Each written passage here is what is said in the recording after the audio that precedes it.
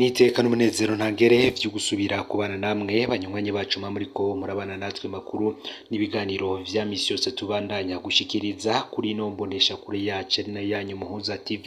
Bino mwatugiye kubageza ko amakuru biriko biravugwa bigezwe ko ngaha mu gihugu c'u Burundi. Namakuru tuza kugaruka kuri vyinshi bitandukanye. Turaza kugaruka ku mukuru w'igisagara ca Bujumbura Jimmy Hatungimana ndetse n'umushikiriza manza kizigenza wa Republika Sylvestre Nyandwi.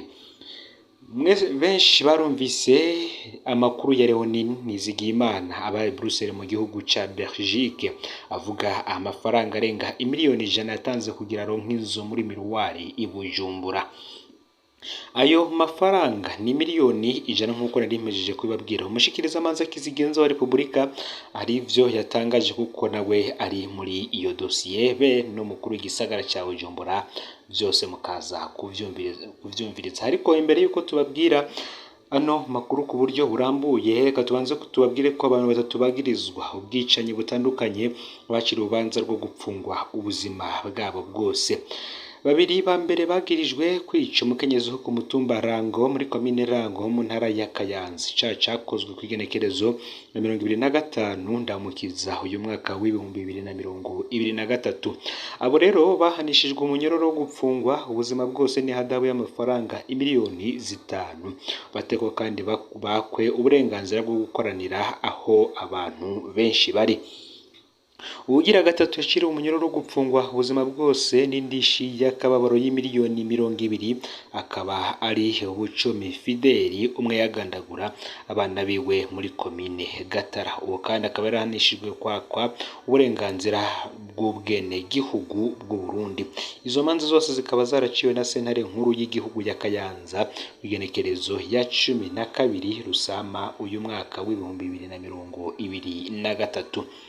Nkuko narimejeje kubabwira, reka tugaruke kuri ya dossier ya Leonine Nizigiyimana ba i Bruxelles mu gihugu c'Ububirigi yavugamwo amafaranga arenga imiliyoni 100 yatanze kugira aronke inzu muri Miruwari i Bujumbura. Hari kandi bivanye n'iki kibazo, hari itangazo ryahise rishirwa ahabona n'umushikiriza manza kizigenza wa Republika Sylvestre Nyandwi, akaba ari naryo tugiye kubabwira muri ano makuru. Ibiro vy'umushikiriza manza kizigenza wa Republika itangazo tugiye kubibasomera nkuko yavyanditse. Uti haraheze iminsi hakwiragizwa ku mbuga ngurukana bumenyi amajwi y'umupfasoni yitwa Leonine Nizigiyimana aba i Bruxelles mu Bubirigi, aho avuga ko yahaye amahera umukuru w'igisagara ca Bujumbura kugira ngo hazoronswe inzu muri quartier Miruwari. Aravuga kandi ko yamenyanye n'umukuru w'igisagara ca Bujumbura abifashijwemwo n'umushikiriza manza kizigenza wa Republika Sylvestre Nyandwi hamwe n'uwundi muntu yitwa Fabrice. Umushikiriza manza kizigenza wa Republika arabeshuje yivuye inyuma ibivugwa n'uwo mupfasoni Leoni ngo bigaragara ko yoba yaribwe mu rwenge n'abantu binjiriye ku mbuga Facebook z'abandi bantu, bakamenyesha ko atanazinanye n'uwo Leonine Nizigiyimana ndetse n'uwo Fabrice avuga ko kandi ataho yigeze ayaga n'umukuru w'igisagara ca Bujumbura ivyerekeye uwo mugambi w'abagura amazu muri iyo quartier. Umushikiriza manza kizigenza wa Republika kandi ngaboneyeho no gusaba uwo mupfasoni kwishikira mu Burundi kugira ngo afashe mu matohoza, gutyo abakoze ako kabi mu kwiba no gucafuza igihugu na zimwe mu ndongozi zaco bakanabangamira utwigoro tw'iterambere kiriko kiragira bamenyekane maze bahanwe. Umushikiriza manza kizigenza wa Republika kandi aranakebura abarundi bose bari mu mahanga abahanura ko bipfuza kurangura imigambi yabo mu gihugu cabo c'amavukiro boca mu nzira zizwi nk'ubuserukizi bw'u Burundi muri ico gihugu basanzwe babamwo kugira ngo birinde gusahurwa. Akaba ari itangazo ryatewe ko umukono n'umushikiriza manza kizigenza wa Republika Sylvestre Nyandwi. Ngivyo rero vyashikirijwe n'umushikiriza manza kizigenza wa Republika Sylvestre Nyandwi avuga kuri iki kibazo ca Leonine Nizigiyimana uyu aba i Bruxelles mu gihugu c'Ububirigi yavuga ko yibwe amafaranga arenga miliyoni 100 yatanze kugira ngo aronke inzu muri Miruwari. Kandi nanone muri ibi vyose yavuga ko amafaranga yayahaye umukuru w'igisagara ca Bujumbura Jimmy Hatungimana abifashijwemo kandi n'umushikirizamanza kizigenza wa Repubulika Sylvestre Nyandwi. Ivyo umushikirizamanza kizigenza wa Repubulika yiyamiriye ayivuye inyuma. Reka kandi no makuru yacu tuyabandaniriza mu gisata c'ubutungane mu ntara ya Bujumbura, aho inyuma y'iminsi 16 igendereza ritemerera abaja kuramutsa Bugegene yahoze ari umumenyesha makuru. Inyuma y'indwi zibiri zirenga ahagaritswe ibiri bikuru vy'igendereza ntivyemerera umuntu n'umwe gushikira Olivier Bugegene yahoze ari umumenyesha makuru kuri radio RPA, naho abiwe bagumye babisaba kenshi. Gushika ubu igendereza ry'u Burundi ntiriravuga na kimwe ku vyerekeye icatumye c'ukuri uyu Olivier Bugegene apfungwa. Ntituzi nuko ameze neza canke afise ivyo afungura kuko ntiturarekurirwa kumushikira ngo tugire ico tumugemuriye, niko umuryango wahoze ari umumenyesha makuru wa RPA yavuze. Umugwi w'igihugu ujejwe agateka kazina muntu nawo warituwe. No muri CNIDH batubariye ko badashobora kuja kumuraba aho apfungiwe kubera atarashikirizwa umucamanza. Ivyo akaba ariko umwe mu bo mu muryango wiwe yavuze ababaye. Ati uwo mugwi watubariye ko udashobora kuja kumuraba aho apfungiwe nk'uko bivugwa n'umwe mu bahoze basangiye iyo dosiye y'uyo mwuga. Gwaraho usanga haraho wosanga afise amagara make, ngo turafise amakenga kubijanye n'amagara yiwe inyuma y'iyo minsi yose amaze mu gasho. Ngese iyo tuba twashobora kumubona igendeza ryategerezwa kuvugaho kandi naryo ngo rimupfungiye bikavugwa nabiwe bihebuye. Olivier Bugegene yafatiwe muhira iwe mu Kibengo umanuko w'igisagara ca Bujumbura mugwa mukuru w'ubutunzi kw'igenekerezo ya 27 Ndamukiza uyu mwaka w'2023. Ubwa mbere bamubariye ko afise telefone y'inyebano, kuva ico gihe nta kindi kiramenyeshwa.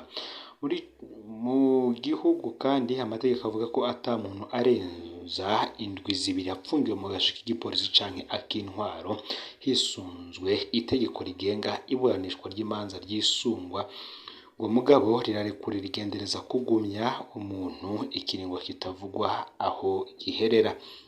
Ngayo rero amakuru avugwa kuri Olivier Bugegene yahoze ari umumenyesha makuru wa RPA kuri ubu apfungiwe mu gasho k'igendereza, abiwe bakaba batarekuriwe kumubona, bakaba basiguza impamvu batarekuriwe kubona uwo mu muryango wabo ngo barabe nuko amagara yiwe ndetse n'ubuzima bwiwe bwifashe. Mu yandi makuru kandi turaza kugaruka ku biriko biravugwa mu gihugu ca Repubulika iharanira intwaro rusangi ya Kongo. Amatora yabaye n'amatora azoba muri uyu mwaka. Abantu bangana n'imiliyoni 47 nibo bamaze kwiyandikisha mu matora ategekanijwe mu mpera z'uyu mwaka muri ico gihugu nyene. Umurwi w'igihugu ujejwe gutunganya amatora seni mu gihugu ca Repubulika iharanira intwaro rusangi ya Kongo waraye ushize ku mugaragaro ibiharuro mfata kibanza vy'abamaze kwiyandikisha mu bazotora mu matora ategekanijwe mu mpera z'uyu mwaka Kigarama. Abicishije ku mbonesha kure y'igihugu ya Repubulika iharanira intwaro rusangi ya Kongo, Patricia Nseya ajejwe gutanga amakuru muri seni amenyesha ko abantu bangana n'imiliyoni 47,862,561 aribo bamaze kwiyandikisha ku bihumbi kuri miliyoni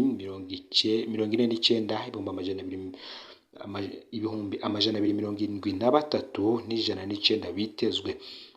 No kuvuga ko ibice 97% ari byo bimaze kwiyandikisha. Naho biruko rero abenegihugu bo mu duce dutandukanye harimo Masisi, Rushuru mu ntara ya Mai-Ndombe hamwe n'ikomine ya Maruki iri muri Kinshasa ntibarimwo muri ivyo biharuro. Mwamenya ko kandi muri abo biyandikishije abagabo bangana n'ibice 48% mu gihe abagore bo bangana n'ibice 51 kw'ijana. Ikindi ngo nuko muri abo banyekongo biyandikishije muri bo abanyekongo biyandikishije bari mu bindi bihugu bangana n'ibihumbi 12,034.